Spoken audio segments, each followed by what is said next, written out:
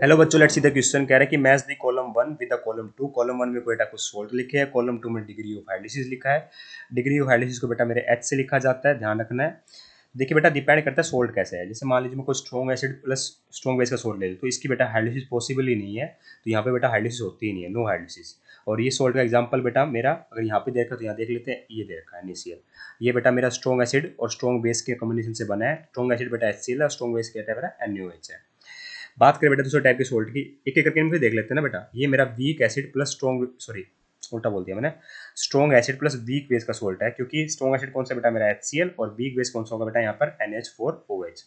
तो ध्यान कैसे क्या देना है बेटा, इनमें ना आप डायरेक्ट लिख सकते हो हाइड्रोलिसिस कांस्टेंट। कैसे, देखिए KW होता है any product of water divide by जो वीक है बेटा वो नीचे लिख दो उसका। जैसे Ka होता है आयनिक कोएफिशिएंट ऑफ एसिड और Kb होता है आयनिक कोएफिशिएंट ऑफ बेस। तो हमें पता है बेटा जो वीक होता है उसका ही आयनिक कोएफिशिएंट लिखा जाएगा, क्योंकि जो स्ट्रॉन्ग होगा उसको तो कंप्लीटली डिसोसिएट हो जाएगा। तो यहाँ पे वीक क्या बेटा मेरा बेस है, ठीक है। और कौन सा बेस होगा बेटा मेरा वीक, NH4OH है, ठीक है। तो वीक जो होगा बेटा उसका आयनिक कोएफिशिएंट लिखा जाएगा, तो KH क्या आ जाएगा, KW/Kb आ जाएगा। और ध्यान रखना बेटा कि CH² क्या होता है, मेरा KH होता है डायरेक्ट, ठीक है। यहाँ से H क्या होता है हमेशा √KH/C होता है, ठीक है।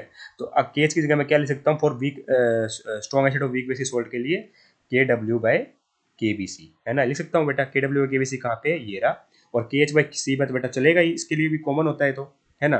तो A का क्या आ जाएगा बेटा मेरा, Q भी आ जाएगा और R भी आ जाएगा। A का Q भी आ जाएगा, R भी आ जाएगा। B का क्या आएगा बेटा, P आएगा। B का P कहाँ दे रखा है, एक ऑप्शन दे रखा है वैसे तो और सारे ऑप्शन तो वैसे ही आउट हो गए बेटा, ठीक है। और A का QR हो ही गया। ये क्या बेटा मेरा weak acid plus strong base का सोल्ट है।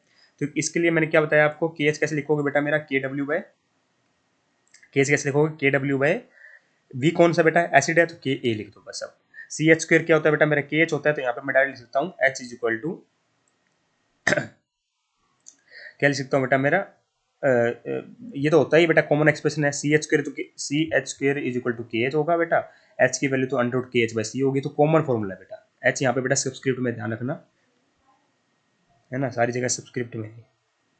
ये तो ठीक है, ये वाला कह रहा हूँ मैं जो K के साथ लगा है, ठीक है। हाइड्रोलिसिस कांस्टेंट को दिखाने के लिए लगा है, ये H में है, ठीक है। और ये H साथ में है।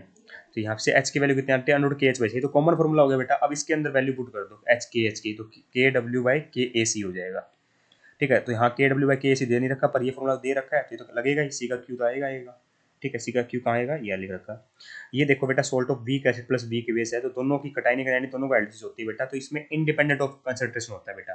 तो H क्या होता है, √KH आता है डायरेक्ट, नोट किया जाता है। और ये वाला एक्सप्रेशन नहीं लगेगा यहाँ पे, क्योंकि कंसंट्रेशन नहीं आती है इसमें। तो डी का क्या आएगा बेटा मेरा, ऐसा आएगा। देखिए ये एक्सप्रेशन अपने को ध्यान ही रखने पड़ेंगे, याद रखने पड़ेंगे। हर बार आप डिराइव नहीं कर सकते, नहीं तो क्वेश्चन सोल्व नहीं कर पाओगे ना। तो ये क्वेश्चन बेटा याद करने के होते हैं, इसलिए मैंने डिराइव नहीं करवाया, आपको बता दिया सिंपल थोड़ा थोड़ा तरीका कि कैसे याद रख सकते हो, ठीक है। तो ए का क्यू आर आएगा, बी का पी, सी का क्यू, डी का एस। तो ऑप्शन नंबर 3 परफेक्टली करेक्ट है। I hope you understand the answer. Thank you so much.